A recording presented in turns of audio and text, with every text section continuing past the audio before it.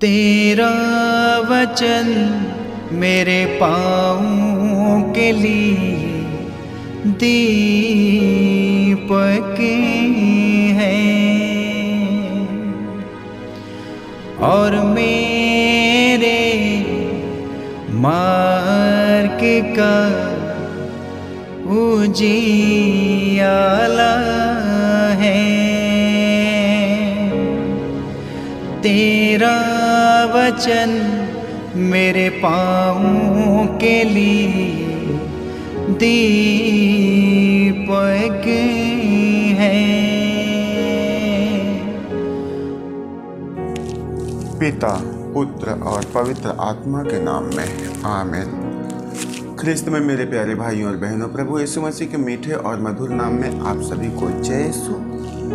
आइए हम लोग आज उस ईश्वर और सर्वशक्तिमान परम पिता परमेश्वर के पवित्र वचन पर मनन चिंतन करेंगे, क्योंकि वह प्रभु हमारी आत्मा का भोजन और हमारा मार्गदर्शक है।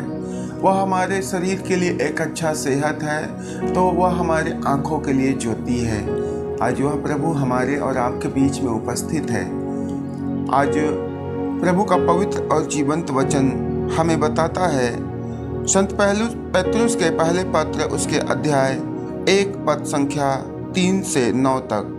धन्य है ईश्वर हमारे प्रभु ईसा मसीह का पिता। मृतकों में से ईसा मसीह के पुनरुत्थान द्वारा उसने अपनी महती दया में से हमें जीवंत आशा से परिपूर्ण नवजीवन प्रदान किया।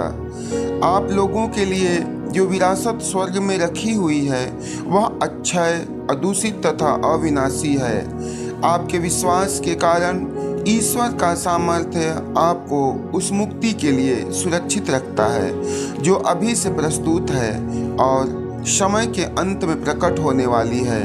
यह आप लोगों के लिए बड़े आनंद का विषय है। हालांकि अभी थोड़े समय के लिए आपको अनेक प्रकार के कष्ट सहने पड़ रहे हैं। यह इसलिए होता है कि आपका विश्वास परीक्षा में खरा निकले। सोना भी तो आग में तपाया जाता है और आपका विश्वास नश्वर सोने से कहीं अधिक मूल्यवान है। इस प्रकार ईसा मसीह के प्रकट होने के दिन आप लोगों को प्रशंसा, सम्मान तथा महिमा प्राप्त होगी। आपने उन्हें कभी नहीं देखा, फिर भी आप उन्हें प्यार करते हैं। आप अब भी उन्हें नहीं देखते, फिर भी उनमें विश्वास करते हैं। जब आप अपने विश्वास का प्रतिफल अर्थात अपनी आत्मा की मुक्ति प्राप्त करेंगे तो एक अकथनीय तथा दिव्य उल्लास से आनंदित हो उठेंगे। ख्रिस्त में मेरे प्यारे भाइयों और बहनों, प्रभु का पवित्र और जीवंत वचन कहता है कि विश्वास करने वालों के लिए कुछ भी असंभव नहीं है और समस्त ख्रिस्ती समुदाय, सारे विश्वासी हमारे भाई और बहन इसी विश्वास में अपना जीवन बिताए जा रहे हैं। अपने ज़िंदगी में आने वाले एक एक दुखों और तकलीफ़ों को डट कर के सामना करते हैं कि इस संसार में थोड़े दिन दुख और विपत्ति सह लेने के बाद उन्हें अपार ईश्वर के महिमा में, आनंद में प्रवेश करना है। क्योंकि प्रभु हमारे और आपके लिए इस जगत में आए और उन्होंने इस संसार में हमारे पापों को अपने ऊपर देह में ले करके गए और अंततः उन्होंने मृत्यु के बंधन को तोड़ करके महिमा के साथ में जी उठा। बाइबल बतलाती है कि यही थोड़े दिन का दुख हमारे जीवन में हमें महान कृपा के योग्य बनाता है। ये थोड़े दिन की विपत्ति, थोड़ी समस्याएं हमारे जीवन में हमें स्वर्गीय मुकुट की ओर लेकर के जाता है, लेकिन इस संसार में हमें धैर्यपूर्वक जीवन में आने वाले उन एक एक दुख और विपत्तियों को सहना है। उन्हें अपने जीवन में सहज ही स्वीकार करना है, क्योंकि प्रभु का वचन कहता है कि आपको थोड़े समय के लिए अनेक प्रकार के कष्ट सहने पड़ रहे हैं। आपको थोड़े समय के लिए अनेक प्रकार के कष्ट सहने पड़ रहे हैं और यह इसलिए होता है कि आपका विश्वास परीक्षा में खरा निकले। आपके जीवन में, एक विश्वासी के जीवन में जब दुख और तकलीफें आती है, जब समस्याएं आती हैं, तो यह इसलिए नहीं कि वह उस विश्वासी को, उस व्यक्ति को तोड़े, उसे नाश और बर्बाद करे, परंतु वह दुख इसलिए आता है कि वह विश्वासियों को एक शुद्ध सोने की नाई, एक खरे सोने की नाई मजबूती प्रदान करे, उन्हें सामर्थ्य प्रदान करे। जिस प्रकार हम लोग धर्म ग्रंथ बाइबल में, उत्पत्ति ग्रंथ में इब्राहिम के विषय में पढ़ते हैं कि इब्राहिम जो विश्वासियों के जनक थे, लेकिन फिर भी उनके जीवन में उन्हीं के द्वारा अपने बेटे को ईश्वर के लिए बलि चढ़ाने का दुख और वेदना से गुजरना पड़ा था, परंतु उन्होंने उस बात को महत्व न देते हुए, परंतु अपने स्वर्गीय पिता की इच्छा को पूरा करते हुए वे उस दुख से गुजरने के लिए भी तैयार होते हैं। नतीजा क्या होता है कि ईश्वर उनके लिए अनंत जीवन का प्रबंध करता है, उन्हें संपूर्ण सृष्टि के विश्वासियों का जनक बनाता है। आज ऐसा ही एक एक विश्वासियों के जीवन में होना अनिवार्य है, क्योंकि हम विश्वास करते हैं यीशु हमारे लिए मरे, हमारे लिए गाड़े गए और हमारे ही लिए मृत्यु के बंधन को तोड़कर जी उठे, और हम भी एक दिन उन्हीं के साथ उनमें पुनर्जीवित किए जाएंगे। मेरे भाइयों और बहनों, प्रभु का वचन कहता है कि आग में सोना भी तो तपाया जाता है, और आपका विश्वास नश्वर सोने से कहीं अधिक मूल्यवान है। इस प्रकार ईसा मसीह के प्रकट होने के दिन आप लोगों को प्रशंसा, सम्मान तथा महिमा प्राप्त होगी, और आपने उन्हें कभी नहीं देखा, फिर भी आप उन्हें प्यार करते हैं। आपने कभी ईश्वर को नहीं देखा, आपने कभी उस सर्वशक्तिमान परमेश्वर को नहीं देखा, फिर भी आप उनमें विश्वास करते हैं, और आपका विश्वास ही आपको ईश्वर के प्रेम के योग्य बनाता है। आपका विश्वास ही ईश्वर के कृपा के योग्य ठहराता है। इसलिए अपने जीवन में हमें प्रभु से सदैव निरंतर जुड़ करके रहना है, और जिंदगी के हर हालात में, हर परिस्थितियों में हमें उनके संग संग रहना है, क्योंकि जब हम प्रभु के साथ रहते हैं, उनका वचन ही है जो हमें सांत्वना प्रदान करता है, उनका वचन ही है जो हमारे घायल तन को मरहम लगाता है और हमारे घावों पर पट्टी बांधता है, उनका वचन ही है, उनकी सहानुभूति और प्रेम ही है जो हमारे टूटे मन, निराश और उदास मन में एक सांत्वना, एक आशा, एक उम्मीद पैदा करता है। इसलिए हमें उस प्रभु से जुड़ करके रहना है, और जिंदगी में आने वाले एक एक विपत्तियों से सदैव उसी ईश्वर के सामर्थ्य से भर करके उसका सामना करना है, क्योंकि बाइबल बतलाती है, मेरे बेटा तुम शैतान का सामना करो और वह तुम्हारे समक्ष से भाग जाएगा, तुम्हारे सामने से चला जाएगा।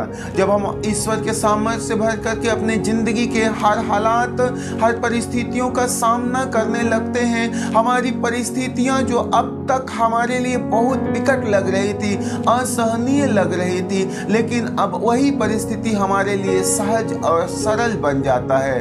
हम लोग देखते हैं संत मार्कुस का सुसमाचार, उसके अध्याय 10 पद संख्या 17 से 27 तक। ईसा किसी दिन प्रस्थान कर ही रहे थे कि एक व्यक्ति दौड़ता हुआ आया और उनके सामने घुटने टेक कर उनसे यह पूछा, भले गुरु, अनंत जीवन प्राप्त करने के लिए मुझे क्या करना चाहिए? ईसा ने उससे कहा, मुझे भला क्यों कहते हो? ईश्वर को छोड़ कोई भला नहीं। तुम आज्ञाओं को तो जानते हो, हत्या मत करो, व्यभिचार मत करो, चोरी मत करो, झूठी गवाही मत दो, किसी को मत ठगो, अपने माता पिता का आदर करो। उसने उत्तर दिया, गुरुवर, इन सब का पालन तो मैं अपने बचपन से करता आया हूँ। ईसा ने उसे ध्यान पूर्वक देखा और उनके हृदय में प्रेम उमड़ पड़ा। उन्होंने उससे कहा, तुम में एक बात की कमी है, जाओ अपना सब कुछ बेचकर गरीबों को दे दो और स्वर्ग में तुम्हारे लिए पूंजी रखी हो रहेगी। तब आकर मेरा अनुसरण करो। यह सुनकर उसका चेहरा उतर गया। वह बहुत उदास होकर चला गया क्योंकि वह बहुत धनी था। ईसा ने चारों ओर दृष्टि दौड़ाई और अपने शिष्यों से कहा, धनियों के लिए ईश्वर के राज्य में प्रवेश करना कितना कठिन होगा। शिष्य यह बात सुनकर चकित रह गए। ईसा ने उनसे फिर कहा, बच्चों, ईश्वर के राज्य में प्रवेश करना कितना कठिन है।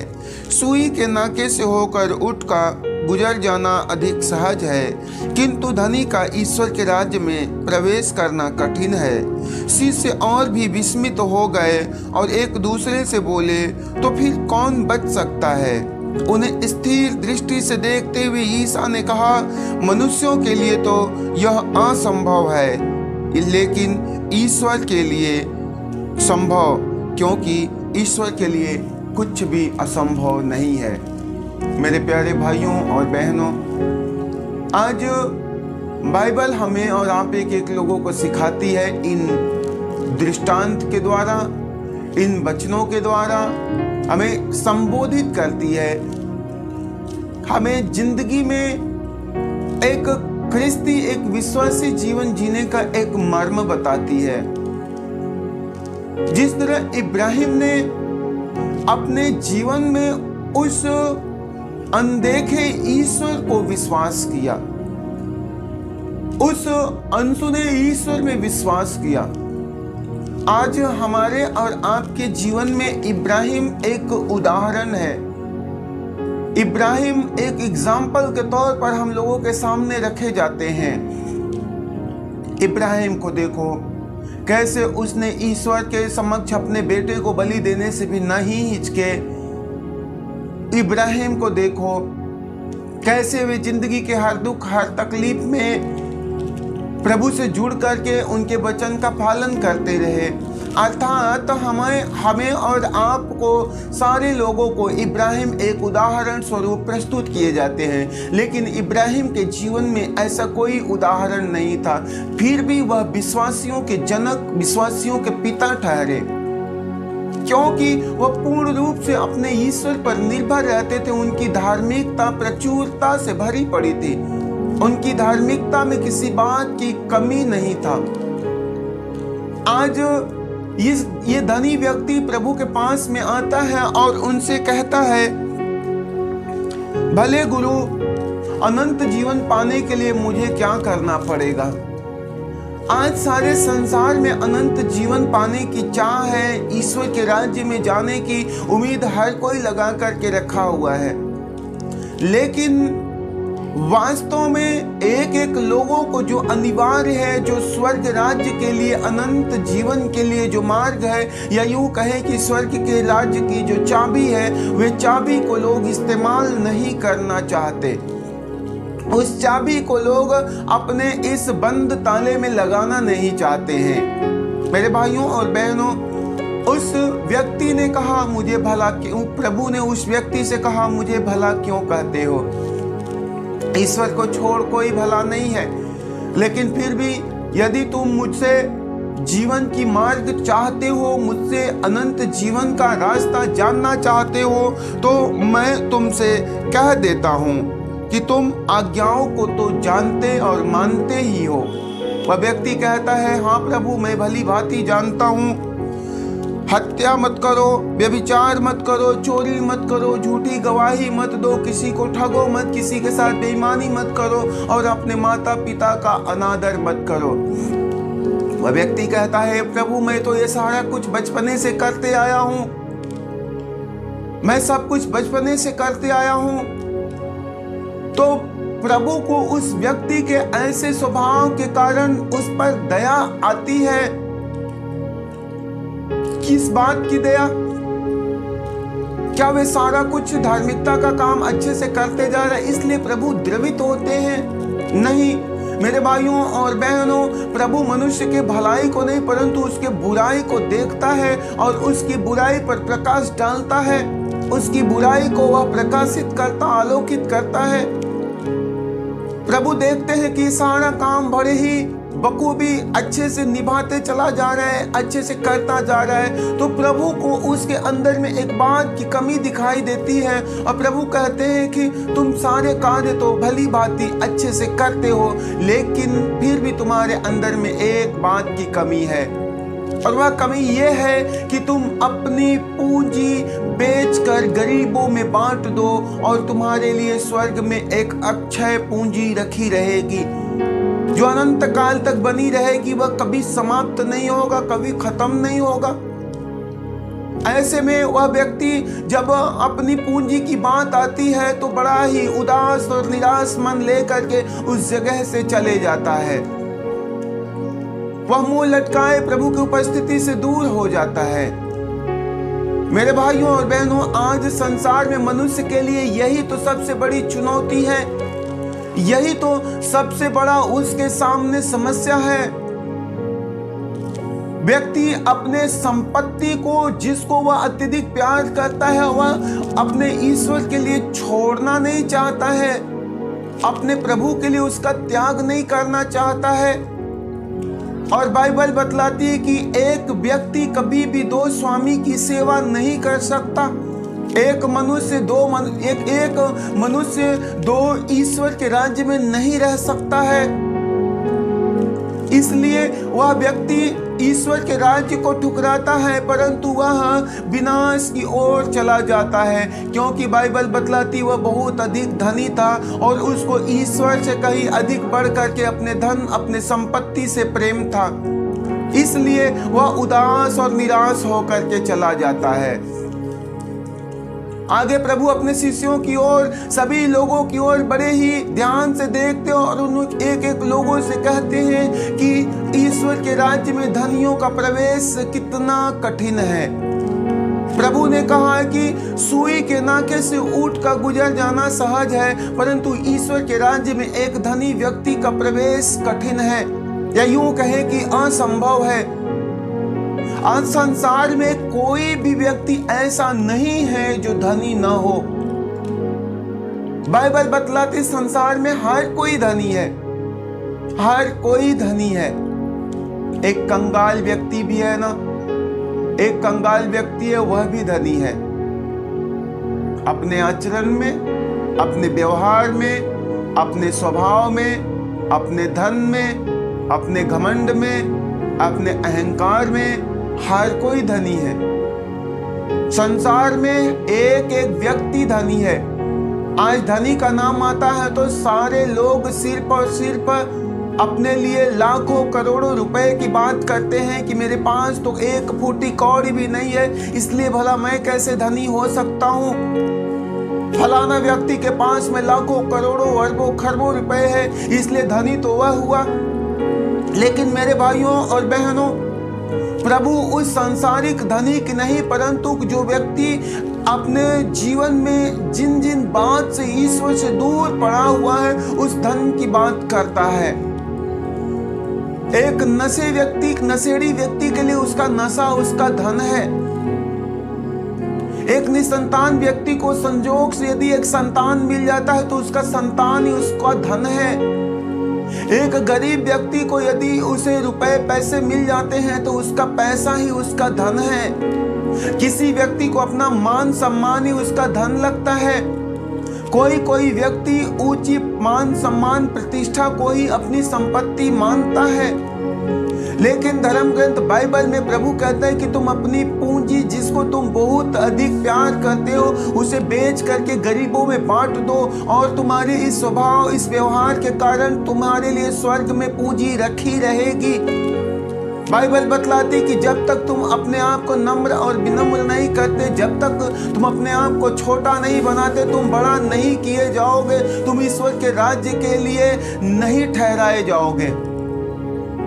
तो आज हर किसी के पास में कुछ न कुछ ऐसा धन है। बाइबल में हम लोग देखते हैं इब्राहिम के जिंदगी में जब उनको बुढ़ापे में एक संतान मिलता है तो वह ईश्वर से पल भर के लिए अपना मन हटाते, परंतु अपने उस बुढ़ापे के संतान में बहुत मन लगाते हैं, उसके साथ उठना बैठना, आनंद पूर्वक जिंदगी बिताना। लेकिन प्रभु ने उस इब्राहिम से उसकी उसी धन की मांग करते हैं। उससे कहते हैं तुम अपने बेटे को मेरे लिए बलि चढ़ा दो। और इब्राहिम ने बिना सोचे समझे, जो अपने उस स्वर्गीय पिता से प्रेम करते थे, उसके लिए अपने बेटे को बलि चढ़ाने से तनिक भी हिचकते नहीं है। और यही कारण है कि आज वह विश्वासियों के जनक ठहरे जाते हैं, विश्वासियों के पिता कहे जाते हैं। आज एक एक लोगों से प्रभु यही चाहता है कि जिस जिस बात में तुम प्रभु से, उनकी शिक्षा से, उनके वचन से, उनके मार्ग से दूर पड़े हुए हो, आज उन एक एक बातों का परित्याग करो, उन्हें मेरे आंखों के सामने से दूर करो। तुम अपने आप को शुद्ध और पवित्र बना करके मेरे पास आओ और तुम्हारे लिए स्वर्ग में पूंजी रखी रहेगी। तुम्हारे लिए स्वर्ग में अनंत जीवन रखा रहेगा। मेरे भाइयों और बहनों, एक एक विश्वासी के जीवन में जब परीक्षाएं आती है, जब दुख और तकलीफें आती है, तो उसे तोड़ने के लिए नहीं, परंतु उसके शुद्धि और पवित्रीकरण के लिए आता है। इसका सुंदर उदाहरण हम लोग पहले पेतरुस में देखे हैं। प्रभु का वचन कहता है तुम्हारे जीवन में जो दुख और तकलीफ आती है, वह इसलिए नहीं कि तुम्हें नाश और बर्बाद करे, परंतु इसलिए कि वह तुम्हें और भी शुद्ध और मजबूत करे। क्योंकि सोना भी आग में तप करके शुद्ध और मजबूत हो जाता है। उसी तरह तुम्हारे जिंदगी में भी जब दुख और तकलीफें आए, जब तुम्हें परीक्षाओं से गुजरना पड़े, तो हिम्मत मत हारो, परंतु धैर्य पूर्वक उसे सहते जाओ और उसका सामना करो। और देखो, आने वाले दिनों में वह सारी समस्या आपको छोड़कर जाती रहेगी और ईश्वर के द्वारा मिलने वाला बरकत आपके लिए इंतजार कर रहा होगा। तो आप एक एक भाई और बहन जिंदगी में बहुत सारी बात से निराश और उदास होंगे, दुखी होंगे, बेचैनी में जिंदगी जी रहे होंगे, घबराहट में होंगे। बड़े दिनों से कोई काम करना चाहते होंगे, काम पूरा नहीं हो रहा है। अपने लिए मकान बनाने की योजना बना रहे हैं, मकान नहीं बन पा रहा है। नौकरी ढूंढ रहे हैं, नहीं मिल रहा है। बेटे और बेटी की शादी करना चाहते हैं, लेकिन अच्छा घर और अच्छा परिवार नहीं मिल पा रहा है। आप बड़े दिनों से एक रोगी और बीमार जिंदगी जी रहे, इलाज करा करके थक और हार चुके हैं, लेकिन आपको अच्छा सेहत, अच्छा स्वास्थ्य नहीं मिल पा रहा है। आज प्रभु का पवित्र और जीवंत वचन कहता है कि आपको हिम्मत नहीं हारनी है, परंतु अपने उस मुक्तिदाता में विश्वास करते हुए बड़े भरोसे के साथ उनके निकट में आना है और अपनी जिंदगी की सारी उन्हें के पूंजी को जो ईश्वर से आपको दूर करके रखता है, उसे निकाल करके फेंक देना है और हमें उस प्रभु की महिमा, स्तुति और आराधना करते हुए उसके निकट में आना है। और प्रभु की कृपा आपके लिए बाट जोह रही है, ईश्वर की अनुग्रह आपका इंतजार कर रही है। तो ये मेरे प्यारे भाइयों और बहनों, इस समय हम सभी लोग सच्चे मन, सच्चे हृदय से उस ईश्वर की दुआ और प्रार्थना करेंगे, उससे निवेदन करेंगे कि हे प्रभु, आप हमें अपने पवित्र आत्मा से भर दीजिए, पावन आत्मा के सामर्थ्य से भर दीजिए, क्योंकि हमें आपकी जरूरत है और पवित्र आत्मा के बिना प्रभु हम कुछ भी नहीं है। हे मेरे ईश्वर, जिस तरह आपने बीते समय में संग संग रह कर प्रभु एक एक बात में हमारी रखवाली किया है, एक एक बात में हमारा मार्गदर्शन किया, बड़े बड़े दुर्घटनाओं से, बीमारियों से, महामारियों से बचाया प्रभु, और इस समय हमें मौका दिया है कि हम तेरे वचन को सुन सके, सुना सके और तेरे वचन का मनन चिंतन कर सके। हे प्रभु, तेरा वचन हमारे पाँव के लिए दीपक बन जाए, हमारे मार्ग के लिए उजाला बने। प्रभु, तेरे वचन पर चलने के लिए हमें प्रेरित कीजिए, हमें उत्साहित कीजिए पिता। तेरे वचन पर चलते समय जो दुख और तकलीफ हमारी जिंदगी में आए, हम उससे टूटने ना पाए, निराश और उदास ना होने पाए, परंतु तुझ में विश्वास के साथ उसका सामना करें और परमेश्वर तेरे वचन ही हमें उन एक एक समस्याओं से जीत दिलाने पाए। हे मेरे प्रभु, हम आपसे प्रार्थना करते हैं, आप सारा दिन हमारे साथ, हमारे भाई बहनों के साथ में रह जाइए, हमारे सभी सृष्टि के संग संग रह जाइए पिता परमेश्वर। हम आपसे प्रार्थना करते हैं, होठों और जीवों को शुद्ध और पवित्र बनाइए, आंखों को पवित्र बनाइए प्रभु। हमें एक शुद्ध मन हृदय प्रदान कीजिए पिता, ताकि हम एक दूसरे से आप ही के प्रेम से, दया से भर करके प्रेम पूर्ण उत्तम व्यवहार करने पाए। हम यही प्रार्थना करते हैं पिता, पुत्र और पवित्र आत्मा के नाम में मांगते हैं, आमीन। सभी को जय यीशु। तेरा वचन मेरे पाँवों के लिए दीपक है और मेरे मार्ग का उजियाला है। तेरा वचन मेरे पाँवों के लिए दीपक